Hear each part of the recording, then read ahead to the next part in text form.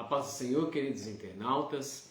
Estamos na Secretaria da Igreja Assembleia de Deus da cidade de Araquari, Santa Catarina, Brasil. Igreja essa e campo eclesiástico esse presidido pelo nosso pastor-presidente, pastor Wilson da Cruz. E hoje estamos com a participação do nosso departamento de escola teológica. Está conosco aqui o irmão Eudinei, que é o nosso segundo coordenador da escola teológica. Primeiro coordenador, irmão Lucas, presidente irmão Lucas. Está conosco o diácono irmão Eudinei, né, que está aqui essa noite para trazer a palavra do Senhor Jesus. Nesse momento nós estaremos passando então ao querido irmão que estará dando continuidade. Que Deus abençoe, uma boa live a todos.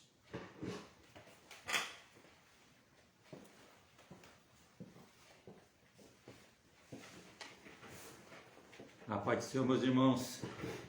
Deus abençoe a vida de todos. Estamos iniciando mais uma live aqui na nosso templo sede, né? Onde é dirigido pelo nosso pastor-presidente Wilson da Cruz, o que está nos auxiliando aqui, nosso querido presbítero irmão Daniel, nosso pastor também. E hoje temos a oportunidade de falar um pouco do nosso campo de teologia de Araquari. É um prazer enorme estar fazendo parte dessa equipe, né, junto com o presbítero irmão Lucas, né, e o restante da diretoria e secretários, e junto com esse campo, né, que é muito fértil, né, em pregadores, em professores da IBD. A gente tem acompanhado as lives, né, as lives que a gente não consegue assistir ela no tempo integral, né, porque cai algumas em culto, né, a gente assiste de novo, né, as que tem gravado aí, que o pastor presidente Wilson da Cruz sempre nos recomenda, né, e é interessante isso. Eu gosto muito de estar acompanhando os irmãos, né, para ver assim, o trabalho de cada um. É interessante, é maravilhoso. A gente tem acompanhado alguma live aqui e tem sido tremendo, né? Tremendo, bênção de Deus. Nós vamos iniciar hoje a nossa live com o hino da harpa. 300. O hino da harpa número 300, tá? E dando continuidade, a gente começa a nossa live, amém? Vai compartilhando aí, vai, né, anunciando essa live que é bênção de Deus.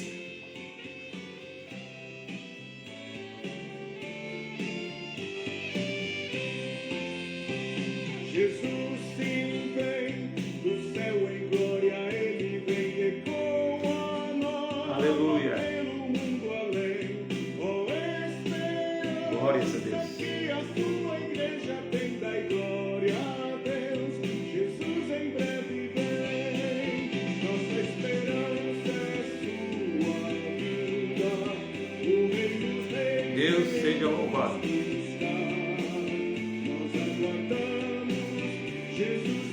Aleluia.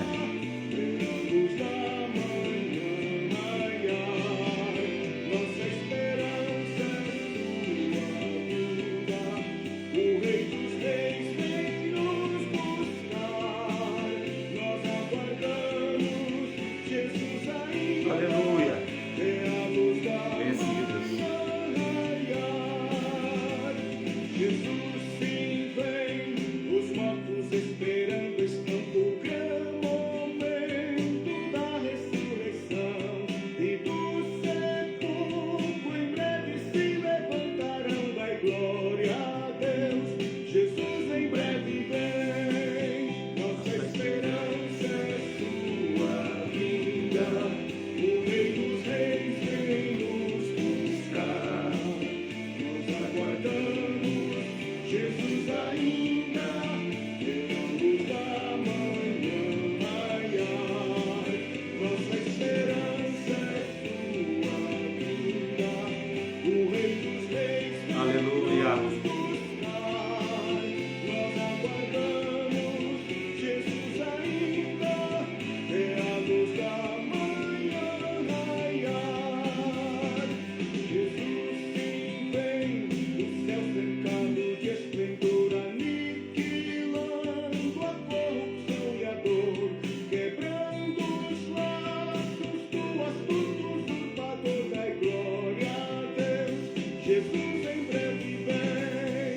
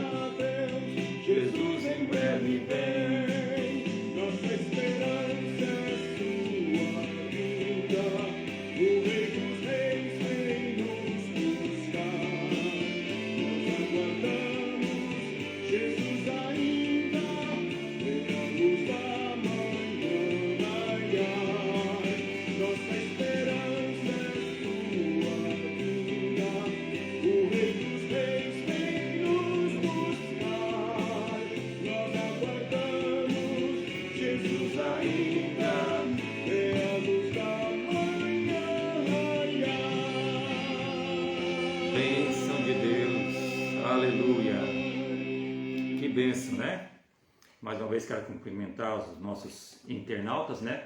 Pela graça de Deus. Estamos iniciando uma live, mais uma vez aqui no Tempo 7, estamos relembrando, né? E hoje o departamento de EPOS, né? A nossa teologia de campo de Araquari tem a oportunidade. É uma bênção de Deus. Agradeço a oportunidade a todos que estão envolvidos nessa obra, né? E em primeiro lugar a Deus também. Meus irmãos, dentro do que a gente quer trazer aqui hoje, pela graça do Divino Espírito Santo, né, o qual nós temos meditado na sua palavra a respeito do que nós viríamos trazer aqui hoje, queremos trazer algo sim que possa destacar ou despertar no teu coração o desejo de aprender mais sobre a palavra de Deus, né? Esse é o intuito da Assembleia de Deus, né? As nossas EBDs, nossos cultos de doutrina e agora agora não, já tem algum tempo, né? Que a EPOS faz parte, né, da nossa família, vamos dizer assim, essa família de ensino que é a Assembleia de Deus, e aqui em Araquari.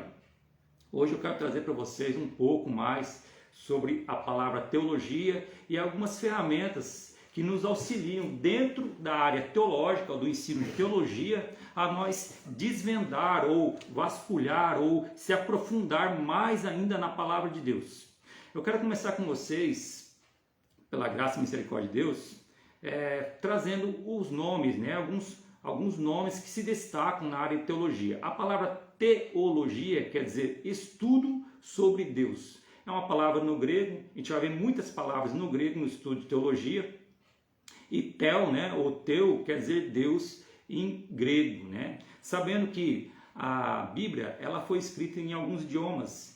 E começou lá atrás, né? Lá no hebraico, no aramaico, a gente vai ver essas curiosidades dentro da Bíblia. Mas o Novo Testamento, ele já é totalmente direto no grego, né? A gente tem a tradução que traz ali do Velho Testamento, né? Verotestamentário, né? Do Velho Testamento para o Novo Testamento, chamado a Septuaginta. A Septuaginta também é uma palavra no latim, que quer dizer 70, né? Ou 72. Naquele contexto ali, um pouquinho antes de Jesus Cristo, é conhecido como um contexto greco-romano, né? Um período chamado greco-romano, onde que o povo de Israel está sob o domínio da Grécia, né? E depois passa a ser dominado pelo Império Romano. Então esse período um pouco antes do nascimento de Jesus, né? Que é o marco da história, né? Antes de Jesus Cristo, que dá ali 2, 3 séculos antes, e mais os 2, 3 séculos depois. Esse período onde há o domínio Grécia, né? Grego, Império Romano, é chamado período greco-romano. Então, nesse período, ali um pouquinho para trás da vinda de Cristo, ou do cumprimento da palavra de Deus, né? O Messias, né? O Machias, né? Ele veio e habitou no meio de nós. A gente quer falar um pouquinho sobre isso depois, ali na frente, quando a gente começar a permear ali o Novo Testamento. Mas ali naquele contexto, se reuniu dentro das 12 tribos de Israel, 6 sábios representando cada tribo, né? De 6 vezes 12 dá 72 sábios. Daí desses 72 sábios, eles vão fazer a tradução do Velho Testamento, que era no hebraico, para o grego. Amém? Vocês estão me acompanhando aí? Eu estou com vocês aqui também no notebook, né? Se vocês quiserem dar um joinha, dar um feedback ali, ou perguntar algo que esteja dentro, né, nosso possível, né, conhecimento de responder, estamos aí. Tá bom, meus irmãos? Então, a teologia, ela não veio para complicar, ela veio para facilitar. Desde que você tenha uma boa meditação na palavra de Deus, né? É o que eu costumo sempre compartilhar com meus alunos. Uma boa meditação na palavra de Deus, oração, consagração, se separar, se reservar plenamente para a palavra de Deus. Vocês estão me entendendo, meus irmãos? Trazer algum material de auxílio, desde que esse material de auxílio ele não venha desconfigurar aquilo que já está revelado. Amém, meus irmãos? A palavra de Deus já está revelada, né? Nós vamos falar também sobre isso aí, essas regrinhas aí. E você pega um material didático, desde que seja um bom material, a gente pode supervisionar aquele que está trazendo o material, né, o escritor. Nós temos na nossa EBD, né, grandes escritores aí que fazem parte de toda essa família, né, da Assembleia de Deus, né, a nível nacional, né, e olha, então de parabéns, a gente tem acompanhado e observado que eles têm sido bem assíduos, né, e bem zelosos com a palavra de Deus. Amém, meus irmãos? Material que agregam riqueza de conhecimento junto com a palavra de Deus. Por isso que a gente tem que observar todo o material que vem até nós. A aula de EPOS, né? A Escola Preparatória de Obreiros de Siloé. Amém? Acho que falei certo. Do nosso de Joinville, né? A qual se estende até Araquari, ela tem 40 livros. Nosso presbítero, o primeiro coordenador, irmão Lucas, ele deu uma pincelada ali, eu observei, ele falou bem, foi interessante. Então, a gente tem livros que também procuram, né, ter zelo nesse contexto, meus irmãos, porque a gente não pode pegar um material que possa vir desconfigurar aquilo que nós já estamos aprendendo, trazer ensinamentos heréticos, né, heresias, ensinamentos que não estão coadunando, né, ou seguindo o padrão bíblico. Amém, meus irmãos? Eu tenho algum material aqui que eu trouxe, né, que tem até por apreço, né, ou indicação de alguns que na minha visão, amém, meus irmãos? Na visão do irmão Ednei, tá? Eu tenho assim como material principal e depois eu quero destacar para vocês observar. Mas eu quero falar um pouco da nossa Bíblia Sagrada. A nossa Bíblia Sagrada, meus irmãos, nós temos aqui uma coletânea de 66 livros, tá? A palavra Bíblia vem do biblion, tá? Também é no grego, que quer dizer coleção de livros. Nós temos aqui 39 livros do Velho Testamento, amém? E 26 livros Novo Testamento. A Bíblia Sagrada, meus irmãos, ela foi escrita começando lá atrás, né? O livro qual nós conhecemos, né? Os 5 livros conhecidos como Pentateuco. No hebraico é conhecido como a Torá. Essas primeiras revelações foram reveladas a Moisés, né? Nos principais líderes ao qual foi chamado por Deus, né? Todos sabem o contexto bíblico ali, comecinho de Êxodo, né?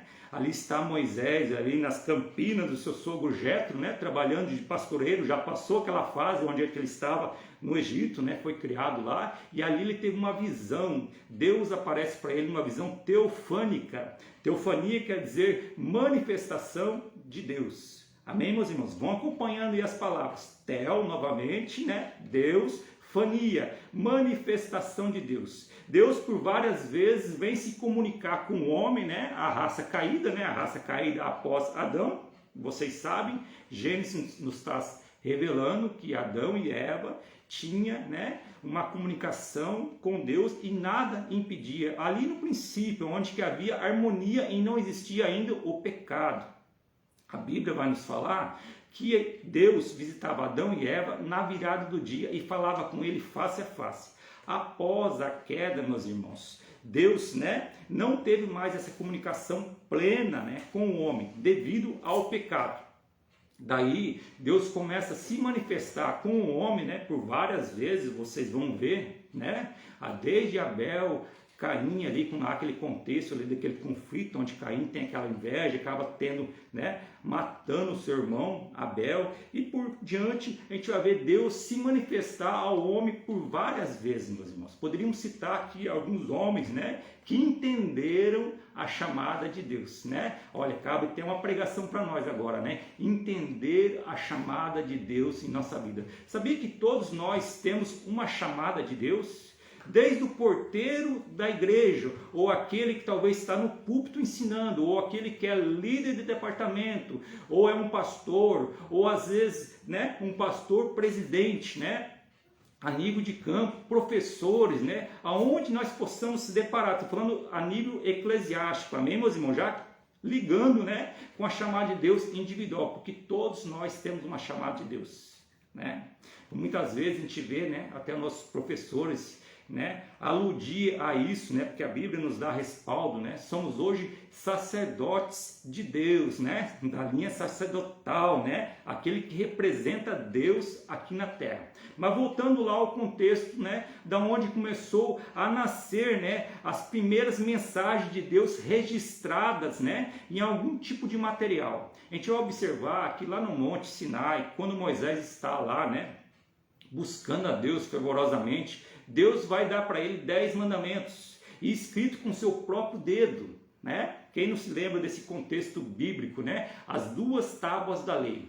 Segundo o contexto judaico, né, Moisés traz mais informação junto com ele, mas Deus deixa provado na Bíblia para nós que ele escreve com seu próprio dedo os 10 mandamentos.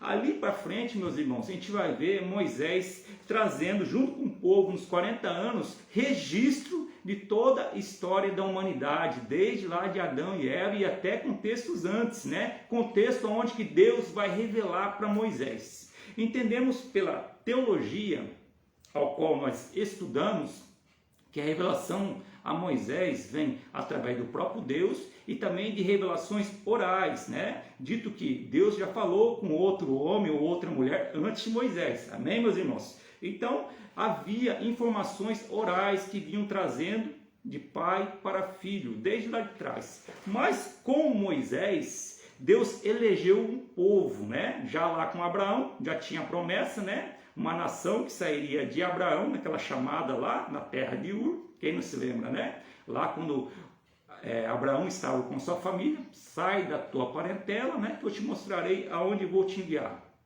Mas é no período de Moisés que a gente vai encontrar esse povo já formado, um povo que já está passando por uma dificuldade ali dentro do domínio do Egito. Vocês conhecem a história, né? Não vamos pregar toda a Bíblia aqui, que nós não temos tanto tempo assim, mas eu quero que pontear, para que seja mais revelador, né? O desejo, através do Espírito Santo de Deus, de nós estudarmos a palavra de Deus. Então o Velho Testamento começou a ser construído a partir da Torá. Há alguns que digam, né? Os irmãos podem até ter observado algumas vezes, que o livro de Jó foi o primeiro livro a ser escrito, né? Se a gente estudar um pouquinho a história de Jó, a gente vai observar, segundo os estudos, que ele é contemporâneo de Abraão. O seu livro ainda é uma incógnita de se bater o veredito de quem escreveu, mas há uma alusão ao próprio Moisés. Amém, meus irmãos? Estão junto comigo? Glórias a Deus. Então, meus irmãos, dentro desse contexto, a palavra sagrada, lá atrás, onde ainda é revelada ao homem, né? Moisés começou a escrever, a gente tem Velho Testamento como 5 livros que começa a Torá. Depois a Bíblia, ela vai se reconstruindo com o tempo e com a história do povo de Israel e com, né, Deus se manifestando ao homem, e vai se desvendando alguns outros livros. Dentro do contexto judaico, o Antigo Testamento é conhecido como Taná ou Tanakh, né? Como se escreve. Reúne 3 acervos de livro. Os livros que são o Pentateuco, que é a Torá, os livros proféticos e os livros históricos, tá? Vai entrar também contexto de livros sapiensais, aqueles livros de poesias e sabedorias como Jó, Salmos, Eclesiastes, livro de sabedoria de Salomão, né? Perdão, o livro de sabedoria, né? Provérbios, amém? E vai começando a reconstruir a Bíblia como é Velho Testamento. Quando a gente vai observar na virada ali, quando chega ali final de Malaquias, que a promessa de Deus, que viria o Machias, né? O Messias, o enviado de Deus, Jesus Cristo, agora a Bíblia começa a ser desenrolada como um Novo Testamento, acompanhado no agrupamento de 26 livros. Começa ali com os evangelhos, né? Mateus, Marcos, Lucas, né? João. Daí temos ali Atos dos Apóstolos, as cartas paulinas, né? Temos as cartas pedrinas, que é as cartas do apóstolo Pedro, e as cartas joaninas e o livro, né, de Hebreus, ou a carta a Hebreus, e depois temos o livro de Apocalipse, o último livro a ser revelado, né, a nós, ao homem, né? A palavra de Deus. O livro Apocalipse é um livro bem interessante de se estudar, é um livro que traz revelações, profecias de que já aconteceram, profecias que estão atuando, acontecendo em nosso tempo, e profecias que ainda vão acontecer, vão até lá na eternidade. É tremendo. Dentro do contexto, meus irmãos, ao qual nós estamos trazendo, que é a respeito na nossa teologia, eu quero mostrar para vocês aqui alguns livros que é interessante nós estudarmos. Amém? Convido a você a fazer teologia conosco, a EPOS, né? A EPOS de Araquari. Nós estamos hoje, né, com alguns núcleos. Um dos núcleos, né, que nós fazemos parte como professor também é na sede, tá? Conta comigo. Sede Vicente, onde nós temos o presbítero Carlos Braz, E temos também na Barra do Itapucu. Hoje o nosso professor é o Emanuel, amém? Temos o terceiro dirigente também, que está conosco, né? Está no nosso campo também. E temos aí a ideia e a intenção de abrir mais núcleos. Estamos orando a Deus, né? Estamos pensando também em cursos para poder, né, agregar mais conhecimento na nossa bagagem teológica e bíblica, né? Ore junto conosco para que a gente possa, né, alcançar esse passo também. Quero mostrar para vocês, nós estamos falando sobre, né, a parte escriturística da Bíblia, a reveladora da parte de Deus. Vou trazer para vocês aqui alguns livros, né, dentro da nossa EPOS. A nossa EPOS básica e média, ela tem 40 livros. Daí temos o avançado, que agrega mais 16 livros, tá? O campo de Araquari é médio e básico, amém? Aqui eu estou com o livro do curso de teologia, a Bibliologia, tá? Bibliologia, está bem enquadrado aí, vocês estão observando, tá? Dentro do livro de Bibliologia, que fala toda essa história, um pouco do que estou falando e muito mais ainda, porque o livro ele é bem extenso, um livro até grossinho, até perto dos outros. Nós temos aqui também alguns outros livros que eu gosto muito, que é a Cristologia, meus irmãos, tremendo. Ele vai envolver Bíblia de Gênesis a Apocalipse, trazendo referência, tá, da deidade de Cristo, da divindade dele, né, e da humanidade dele, tá? É tremendo. O Teontologia é um dos livros mais grossos que a gente tem também. Tem muita informação a respeito, né, da pessoa de Deus, da divindade de Deus, né, dos seus atributos, né, de toda a sua revelação. Tem também as formas ao qual Deus se revela, né, antropopatismo, né, Deus se revelando ao homem através de sentimentos humanos, né, antroformismo, que é Deus se revelando ao homem em forma humana, né, forma compreensível para que o homem pudesse compreender. Eu acho interessante, tão tremendo, um texto de Coríntios, né? 1 Coríntios capítulo 2, né? Que o homem natural, ele não discerne as coisas do Espírito, mas o que é de Espírito discerne muito bem. E quem poderá ter conselho ou entender a mente de Deus? De Paulo parece que faz uma entre aspas, né? Estou aqui conjecturando, meus irmãos. Ele fala assim, mas nós temos a mente de Cristo, oh, aleluia, a revelação do Espírito Santo de Deus, porque é por ele que nós temos, né, o conhecimento da sua palavra, promessa de Cristo. Quem não consegue entender o contexto onde que Cristo está falando lá no Evangelho de Jesus Cristo, né, Evangelho do apóstolo João, que Jesus Cristo já está se despedindo, né, dos apóstolos. E ele está falando assim, ó, estou indo para a casa do Pai, está próximo, mas vocês não vão ficar sós. Eu vou rogar ao Pai que envie, né, outro consolador, outro igual a mim, e esse vos fará lembrar de todas estas coisas. E quais são essas coisas? Todo o ensinamento, toda aquela bagagem de ensinamento ao qual Jesus Cristo, o próprio Cristo, ensinou para os seus discípulos, seus apóstolos, né? Naqueles 3 anos e meio, né, basicamente, né, de ministério terreno de Cristo.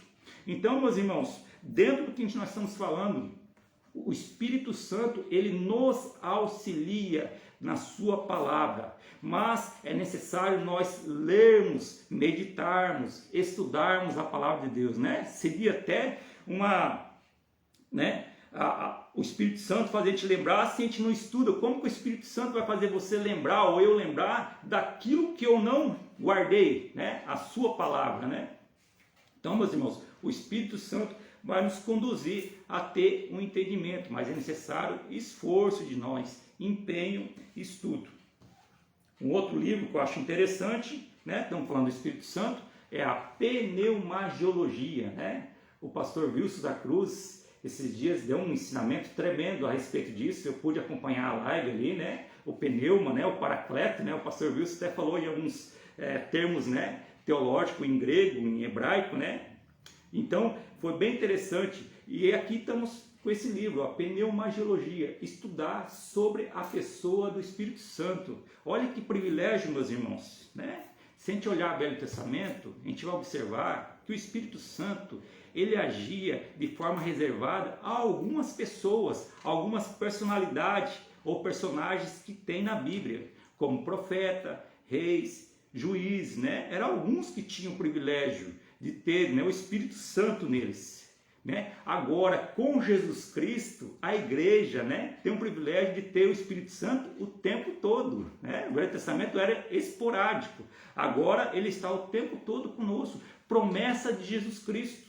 Por isso que nós temos que entender também a respeito da pessoa do Espírito Santo. O Espírito Santo, pela Bíblia, vai nos falar que ele intercede por nós por gemidos inexprimíveis. Olha que tremendo, meus irmãos. O Espírito Santo está aqui para nos ajudar, nos aconselhar, nos proteger, né, contra as astutas ciladas do inimigo, né, as investidas, né, porque o inimigo ele investe contra a nossa vida, porque nós viemos a pecar, a errar o foco, né, errar o alvo, que é Cristo, e o Espírito Santo está conosco. Mas é necessário ter comunhão com o Espírito Santo, né, ter intimidade, procurar ter uma vida casta, né, livre do pecado, ou procurar ter uma vida em santidade. A palavra santidade quer dizer ser separado, né? Separado do mundo. Nós estamos no mundo, mas não coadunamos com o mundo, não fazemos suas práticas. Então é necessário nós vigiarmos. Amém, meus irmãos? Um outro livro que é interessante, que eu trago aqui para a gente partir por esse ponto aqui, é o livro de homilética. E o hermenêutica eu não trouxe, deixa eu ver se está aqui. Ah, está aqui. Homilética, ó.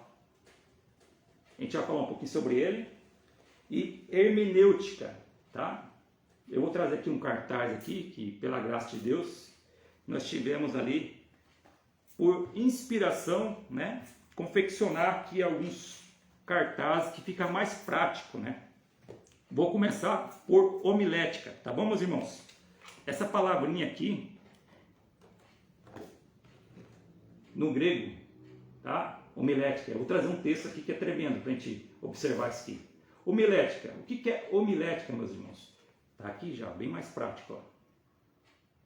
A arte de pregar sermões, né, religiosos, eloquência e sagrada, né? Homilética, né? É a arte de pregar, de anunciar a palavra de Deus.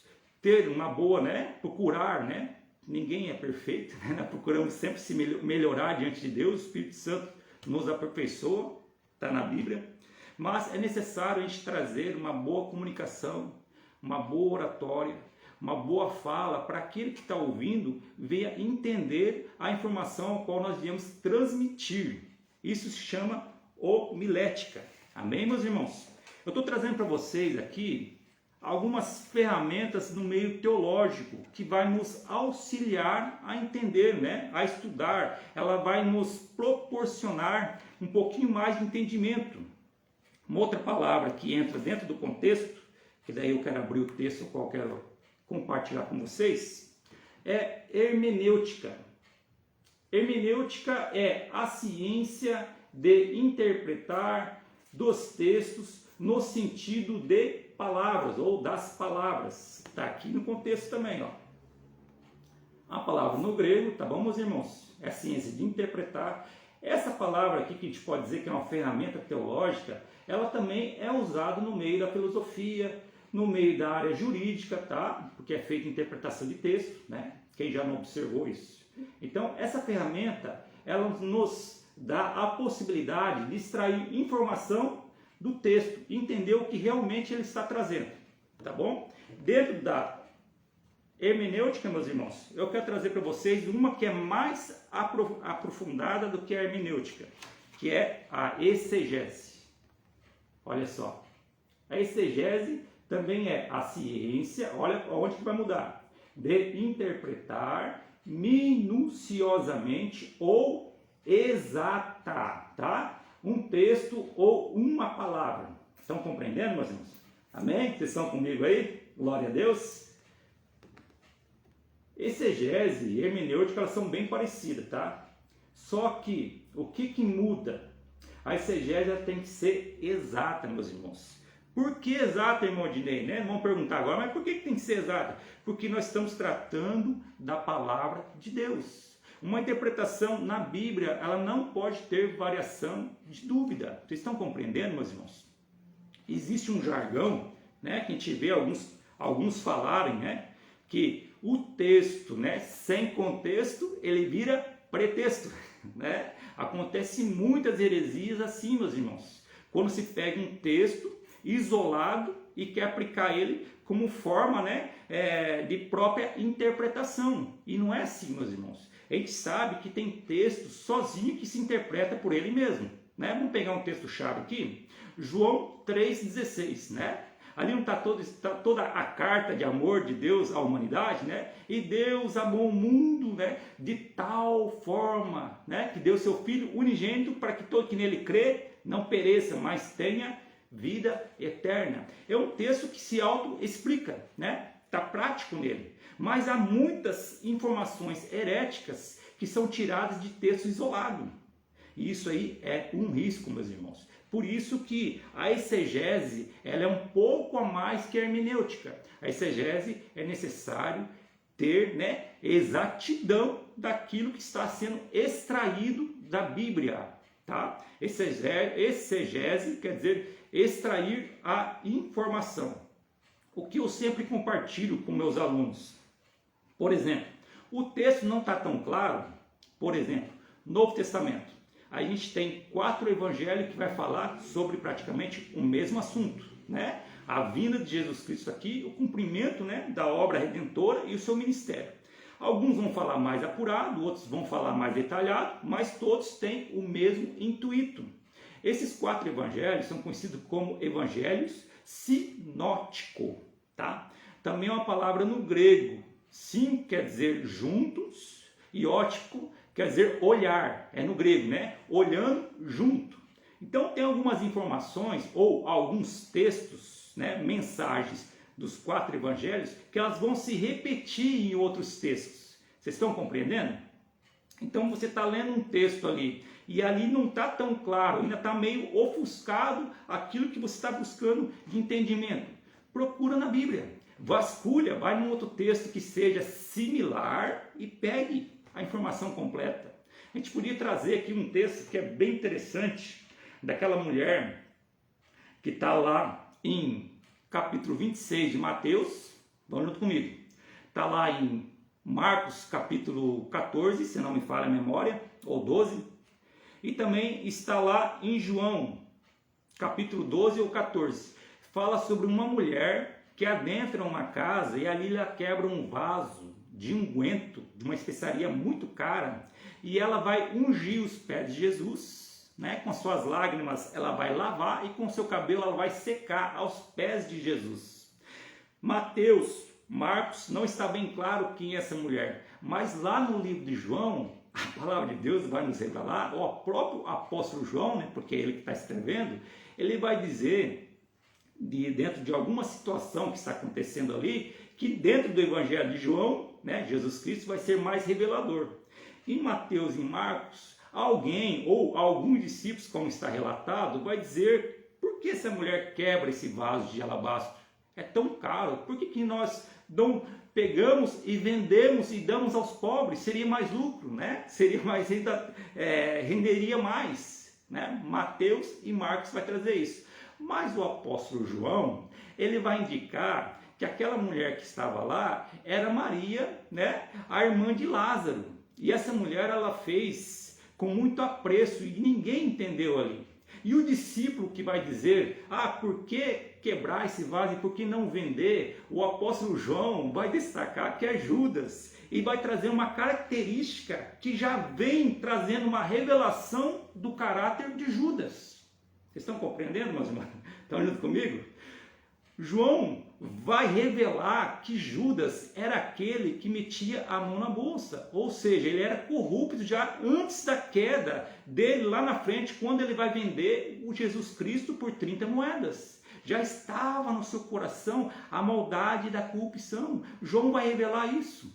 E a maldade dele, meus irmãos, ela tinha um sentido diferente. Ele não queria dar aos pobres. O apóstolo João vai dizer que ele queria para ele, porque ele já tinha esse intuito, né, de meter a mão na bolsa. A gente vai ver ali que Judas, ele era o tesoureiro.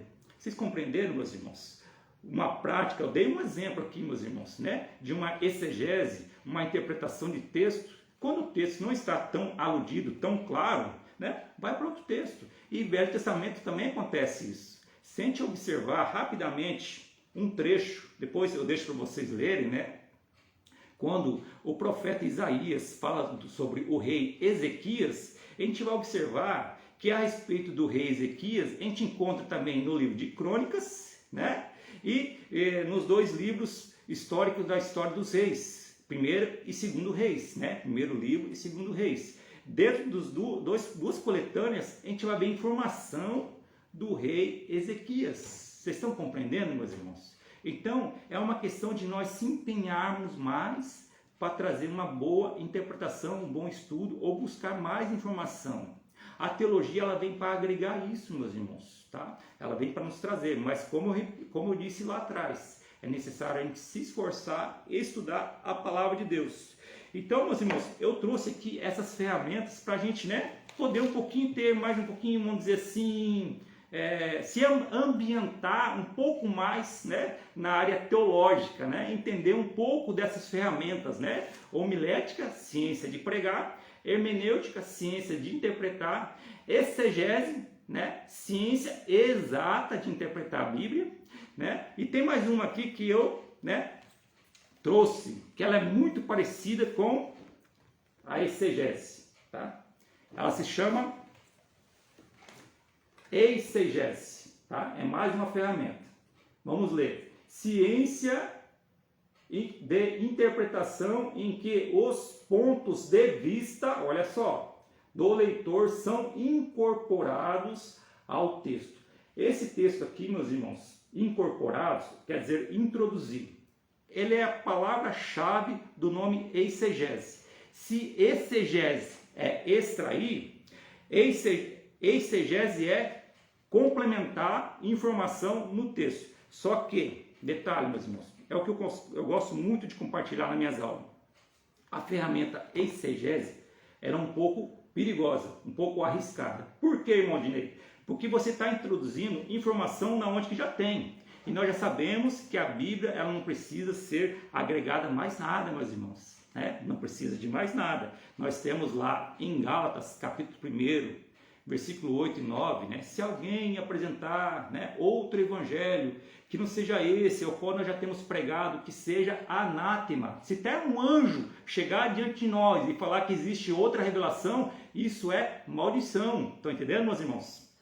Apocalipse também, capítulo 22, a palavra de Deus vai dizer assim que nós não podemos nem tirar e nem pôr nem uma vírgula. Aquele que fizer isso daquilo que já está revelado, né? Trata um pouquinho de Apocalipse, né? Mas nós pega para a Bíblia toda, né? Como zelo, porque a palavra está revelada. Amém, irmãos? Estamos estudando sobre teologia. O contexto vai dizer que aquele que acrescenta ou tira, ele será atingido pelas pragas que estão no livro de Apocalipse. Está lá em Apocalipse, capítulo 21 ou 22.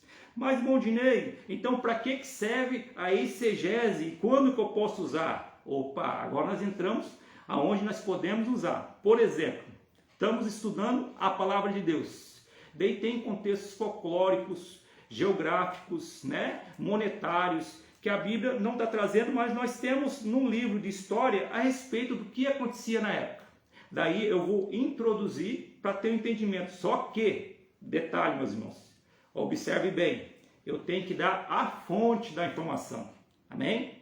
Não adianta eu estar numa pregação e jogar uma informação, né, ao vento, como se a igreja que está ouvindo soubesse a fonte da informação. Ela vai procurar como se fosse informação bíblica, meus irmãos. Vocês estão compreendendo? Então, a exegese é você introduzir, né, complementos, elementos, né, que vão fortalecer aquilo que está expressando.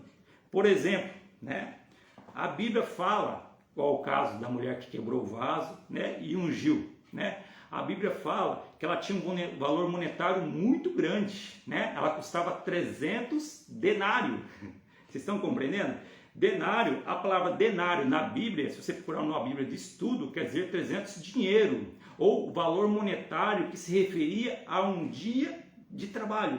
Estão compreendendo, meus irmãos? Isso se chama exegese. Eu estou trazendo a informação para dentro da mensagem. Entendeu? Estou esclarecendo, mas estou dando, né, a fonte. Olha, esse valor que fala a respeito dessa situação do vaso de nardo puro, né? Esse valor que é muito alto se refere a esse tal valor monetário, né? Isso se chama exegese segura, com fonte segura de informação. Não afetou e nem desconfigurou o que era essencial na palavra. O que era essencial naquele contexto, né? Trazer, né, a ideia, por que aquela mulher quebrou o vaso de alabastro em Cristo, né? Olha só como que é profundo, né? O próprio Cristo vai explicar isso aí. Ele fala assim, vocês não sabem o que ela está fazendo para a minha sepultura, é para lá na frente, ela já está ungindo o meu corpo. Vocês estão compreendendo, meus irmãos? Então, é informação de interpretação, exegese. Amém, meus irmãos? Eu quero trazer aqui, dentro do contexto teológico, né, o que a gente tem aplicado ou aprendido, né, dentro da ferramenta ou do curso teológico, só que isso aqui jamais vai estar acima da Bíblia, tá? Nós temos duas vias de regra, né, que nos faz ter um alerta, né? Já trouxe os dois textos, Gálatas, capítulo 1, versículo 8 e versículo 9, Apocalipse também acrescenta. Por que eu estou salientando isto, meus irmãos? Porque a Bíblia ela já está revelada, são 66 livros. Mas quantas denominações surgiram depois, né? Não vou citar nomes aqui porque eu não quero ferir a fé de ninguém, tá? É só né, algo para a gente meditar. E esses, né, fundadores dessas outras denominações vão trazer dizendo que um anjo, né, um certo anjo apareceu para mim e agora está trazendo essa revelação. E agora é dessa forma que, meus irmãos, a Bíblia já está revelada. A palavra de Deus já está completa. Amém? Só cabe a nós, né, entender pelo Espírito Santo. Isso aqui é maravilhoso, meus irmãos. Olha só, há algum ateu, né, ou alguém que diga, né, não querer, né, reconhecer como inspirada de Deus. A maioria dos ateus, algumas outras religiões, né, não consideram ela por completo, mas todos estudam a palavra de Deus. Isso que é interessante, meus irmãos. A palavra de Deus, ou a Bíblia, é o livro mais vendido no mundo. É o livro mais lido no mundo. A gente está vendo alguns comentários aqui. Deus abençoe a todos, tá? Irmão Luciano, irmã Maria. Não vou falar o nome de todos, né? Nosso pastor presidente, eu vi que ele entrou ali já hoje. Deus abençoe a todos. Meus irmãos, a Bíblia Sagrada, se nós contar desde lá de Moisés, ela tem praticamente 3 milênios e meio, talvez um pouco mais, né? Só de Novo Testamento nós temos 2 milênios, né, e 24 anos. Então a Bíblia Sagrada ela é um livro que já passou por quase 4 milênios. É o livro mais lido e o livro mais vendido no mundo. Aleluia, Jesus. É aquilo que Cristo falou. Cristo deixou registrado no Novo Testamento. Passarão todas as coisas, mas as minhas palavras não hão de passar. Tudo tem que se cumprir, meus irmãos. E a volta de Cristo, meus irmãos, mais do que nunca está próxima, né? Não poderíamos deixar passar a respeito desse assunto. Cristo em breve voltará. Amém, meus irmãos? Olha só que interessante, eu quero puxar aqui um gancho, né? Ligar aqui, dentro do contexto a respeito do estudo teológico, uma interpretação que eu vou começar ela aqui, eu quero, né, puxar ela até onde eu posso estender ela aqui, dentro do tempo que temos. Mas eu deixo para vocês estudar depois. Eu tive a oportunidade de pregar sobre este contexto. Olha que maravilhoso, meus irmãos. Como a Bíblia ela é completa. Velho Testamento aponta para o Novo Testamento e aponta para o futuro. Revelações que ainda vão acontecer tem na escatologia de Velho Testamento. Novo Testamento se complementa com o Velho Testamento. Ele aponta para o Velho Testamento e aponta para o futuro também. Quantas vezes a gente vai observar até o apóstolo Paulo, né, trazendo referência de textos lá de trás, Jesus Cristo, os outros apóstolos também, as outras escrituras, né, trazendo interpretação de contexto, né, revelação da palavra de Deus, confirmando aquilo que já estava revelado. Glórias a Deus. Irmãos, abram comigo Deuteronômio, capítulo 6, versículo 4. Amém? Vou esperar vocês abrirem aí. Podem abrir. Eu quero trazer aqui, dentro do que a gente está trazendo aqui, na nossa teologia e dentro do que a gente tem, pela graça de Deus, do que a gente trouxe aqui, essas ferramentas, para aludir um pouquinho mais, esclarecer um pouco mais como estudar, né, mais a palavra de Deus. Deuteronômio, capítulo 6, versículo 4, meus irmãos. Fala bem assim. Aqui nesse contexto, Deus está instruindo ao povo a guardar a sua palavra, guardar a lei. E mais ainda, meus irmãos, se nós olhar um pouquinho para frente, ali Deus está instruindo os pais, ensinar os filhos, que é no versículo 7, andando, se assentando, deitando e pelo caminho. Ou seja, sempre, né? Parece que eu vi o irmão Emanuel citando, né, na live da EBD com o presbítero evangelista irmão Luciano, esse contexto. Sempre quando eu olho para esse contexto, eu me maravilho porque Deus está dando estratégia para nós, meus irmãos, né? Ensinar os filhos, né? Desde pequeno, instruir eles no caminho do Senhor. Isso aí não é de hoje, já é de antigo, já é de lá de trás, já é do povo de Israel, a ensinar a palavra de Deus estar, né, incutida, né? Incutida no coração da gente, né? No coração da gente, para a gente possa poder se defender contra as astutas ciladas do inimigo. E Deus já instrui o pai a ensinar a criança desde pequeno. Versículo 4, olha que interessante. Ouve Israel, o Senhor nosso Deus é o único Senhor. Meus irmãos, vocês sabiam que esse texto, entenda bem, esse texto é um dos textos, né, chave da cultura judaica, porque exalta que Deus é o único Senhor. Só existe um Senhor, só existe um Deus.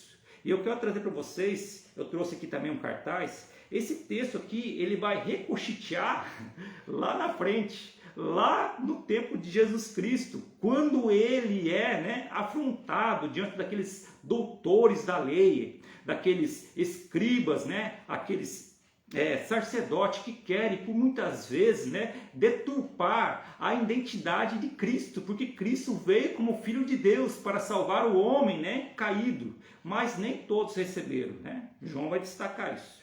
Esse versículo, meus irmãos, se vocês quiserem abrir lá em Mateus capítulo 22, ou Marcos, melhor, que vai citar o texto mais completo, capítulo 12, vocês vão observar quando os doutores da lei perguntam para Jesus Cristo a respeito dos mandamentos, qual que era o maior mandamento, Jesus Cristo, antes de recitar o mandamento, ele recita Deuteronômio capítulo 6, versículo 4. Mas por que Cristo faz isso? Cristo é estrategista e ele entende a maldade do coração do homem. Cristo, ele procurou cumprir boa parte, ou se não todos os preceitos judaicos, para que ele não venha ser achado em erro. Ele veio no meio dos judeus e era necessário se cumprir a palavra de Deus. E aqui, antes dele citar, ele cita, olha só o versículo 29 do capítulo 12. E Jesus respondendo, o primeiro de todos os mandamentos é, ouve Israel, o Senhor nosso Deus é o único Senhor. Sabe o que Jesus Cristo está fazendo aqui? Eu trouxe aqui um cartaz para que vocês compreendam também, tá? A gente já vai partir para o final, acho que tem 12 minutos, né? Dá tempo nós dar uma permeada aqui, né? Meus irmãos, isso que Jesus Cristo faz aqui, aqui ele não só diz algo, uma frase ali, exaltando Deus, mas tem um sentido.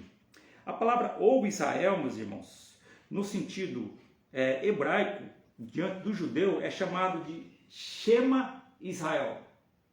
É uma oração dele, meus irmãos. Até hoje, diante do muro das lamentações, que é o muro ocidental, lá em Israel, sabe lá onde que hoje já não tem mais o templo, foi destruído lá no ano de 70.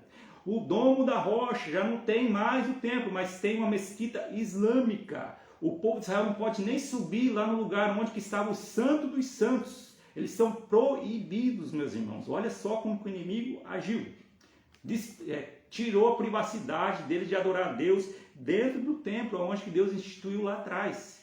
Daí eles vão lá diante do templo, ou diante do muro, né? Os requisitos que sobrou do muro, e começam a recitar a Shema Israel. Ouve Israel, o Senhor nosso Deus é Deus único. Deuteronômio 6:4.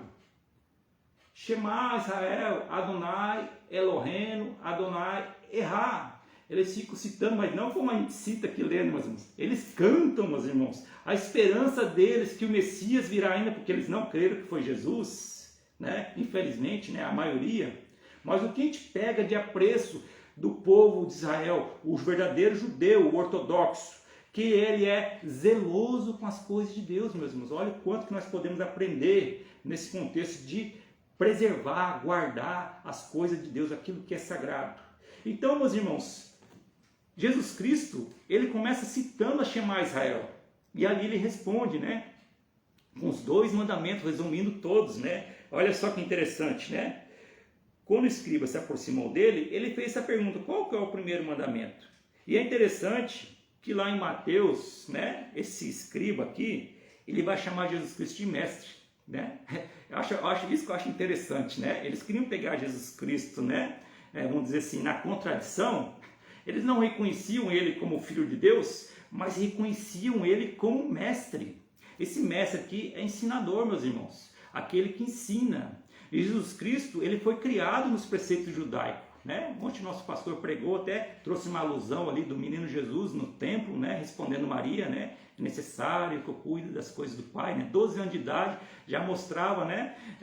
Aquela aptidão, né? Como ser humano, meus irmãos, entendamos, né? Separamos aqui a divindade da humanidade de Cristo, né? Cristo 100% homem e 100% Deus. Era necessário ele dar exemplo para nós, meus irmãos. Olha que maravilhoso. Isso que eu sempre gosto de comentar. A humanidade de Cristo, quando ele esteve aqui na Terra, não anulava a sua divindade, né? Ou seja, né? A unção de Deus que ele tinha. E a sua divindade não anulava, né? A sua humanidade. Teve fome, teve sede, né? Passou cansaço. Então, Cristo, humanamente, ele nos ensinou muita coisa, meus irmãos. Isso que é tremendo, né? E ele era considerado mestre. Após os 30 anos, foi batizado no Rio Jordão, né? Ali ele iniciou o ministério, ali ele pregava na sinagoga. Jesus Cristo foi um pregoeiro da palavra. Ele pregava a palavra na sinagoga, né? E o povo se admirava, né, com a sabedoria que ele tinha, e ali ele já vinha trazendo, né, essa informação. Ele é a própria informação da salvação, e eles olhando para a salvação e não criam, né, a maioria. Mas, né, foi necessário ser dessa forma, né, aconteceu dessa forma. Ele veio para os seus, João testifica isso, capítulo 1, os seus não receberam, mas todo aquele que receber Jesus Cristo receberá poder, né, direito, prerrogativa de ser chamado Filho de Deus. Olha que maravilhoso, meus irmãos. Ele veio para os judeus, a maioria não recebeu, não aceitaram ele como Messias, né? A salvação reconstituiu em nós, né? Os gentios, né? De alguma forma chegaria, mas aquilo ali foi uma propulsão, né? Uma mola propulsora. Chegou a salvação até nós, né? E agora, aceitando Jesus Cristo, somos co-herdeiros da salvação. Somos incluídos na genealogia de Cristo. Amém, meus irmãos? Aqui o texto, meus irmãos, né? O escriba tenta pegar Jesus Cristo, né? Nessa oportunidade de querer trazer contradição naquilo que Jesus Cristo fala. E Jesus Cristo vai dizer que toda lei se resumirá em 2 leis. Amarás a Deus sobre todas as coisas, de todo o seu coração, de toda a sua alma, de todo o seu entendimento e de toda a sua força. Este é o primeiro mandamento. Agora o segundo é semelhante a este: e amará o seu próximo como a ti mesmo, e não há outro mandamento maior do que esse. Leiam junto comigo, meus irmãos, para vocês entenderem o que vai acontecer no coração desse escriba. E o escriba lhe disse: muito bem, mestre, e com verdade disseste que há um só Deus, e que não há outro além dele, e que amá-lo de todo o coração, de todo o entendimento, de toda a alma, de todas as suas forças, e amar o próximo como a si mesmo, é mais do que todos os holocaustos e sacrifícios. Meus irmãos, olha que tremendo. Esse escriba aqui, ele é evangelizado por Jesus Cristo, pelo próprio preceito judaico. Olha só, ele está dizendo aqui que ele entendeu o que Jesus Cristo está dizendo, que amar o próximo é muito maior do que aquele sacrifício que para o judeu é tão importante, porque o templo ainda existia, meus irmãos. Entenda, a arca nesse tempo, a arca da aliança não tinha, mas o sacrifício acontecia. Mas ele entendeu o que Jesus Cristo pregou a respeito do amor. Vocês estão compreendendo comigo, meus irmãos? Glórias a Deus por essa palavra. E olha que interessante, meus irmãos, eu vou esticar um pouquinho mais dentro do contexto aqui. Esse escriba aqui, ele é um fariseu, tá? Um fariseu. Mas antes dessa pergunta aqui, quem faz uma pergunta para ele é um saduceu, e ele faz uma pergunta a respeito da vida após a morte. O apóstolo Paulo, lá em Atos dos Apóstolos, capítulo acho que 22 ou 21, quando ele está diante de Festo, né, diante do rei de Agripa, ele tenta explicar a respeito da revelação, em que Cristo veio, apareceu para ele, e ele diz assim, eu sou fariseu, não sou saduceu, porque os saduceus não acreditam em ressurreição. Os saduceus não acreditam nos anjos, os saduceus não acreditam no Espírito Santo. E o saduceu vai fazer uma pergunta a respeito de ressurreição.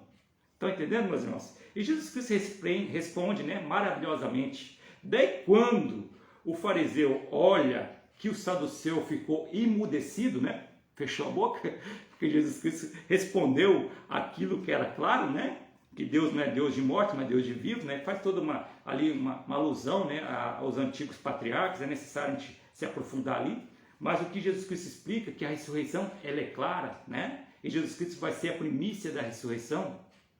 Mas no tempo de Jesus Cristo, acontecia essas divergências e esses confrontos religiosos. É necessário a gente estudar, meus irmãos, entender essas religiões, né? Esses grupos, né, reservados que tinham no contexto, né, qual nós começamos lá atrás, a respeito do período greco-romano, né, que se estendeu até o período de Cristo e um pouquinho mais.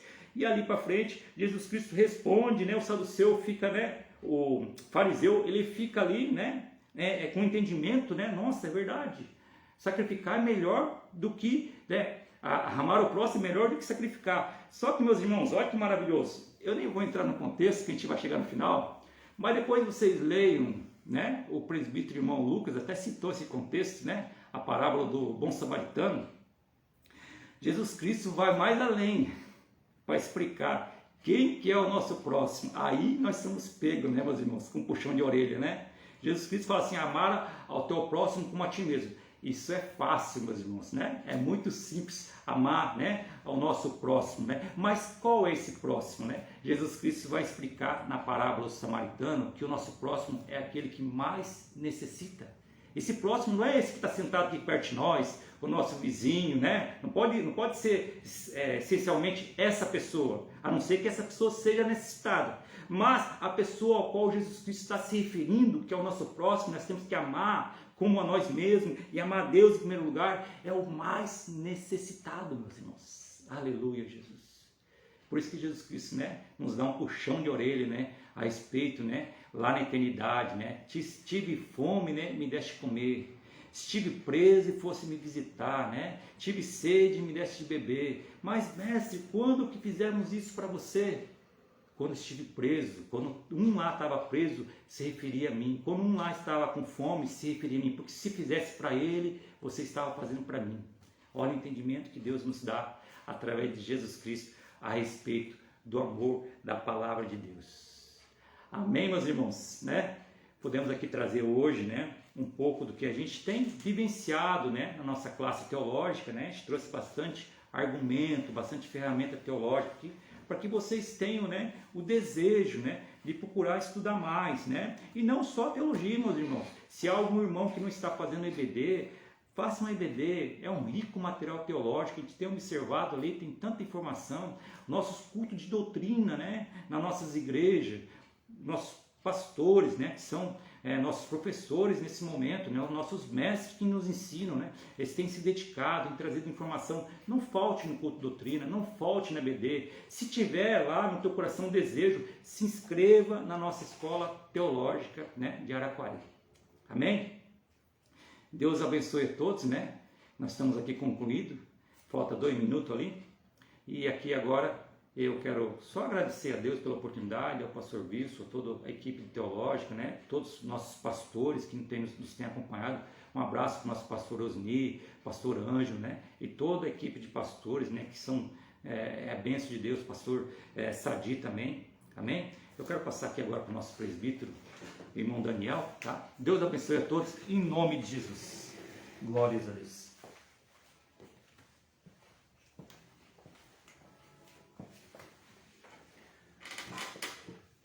Amém, queridos? Ouvimos uma maravilhosa palavra, onde entendemos que a teologia faz parte da vida do crente, faz parte da vida de quem ama estudar a palavra de Deus. Amém, queridos? Nesse momento, então, nós estaremos orando pela tua vida e já depois passando os avisos e encerrando essa live. Deus eterno, Pai Celestial, queremos te louvar, Senhor Jesus, te agradecer por esses minutos que passamos em tua presença. Obrigado, também, Senhor Jesus.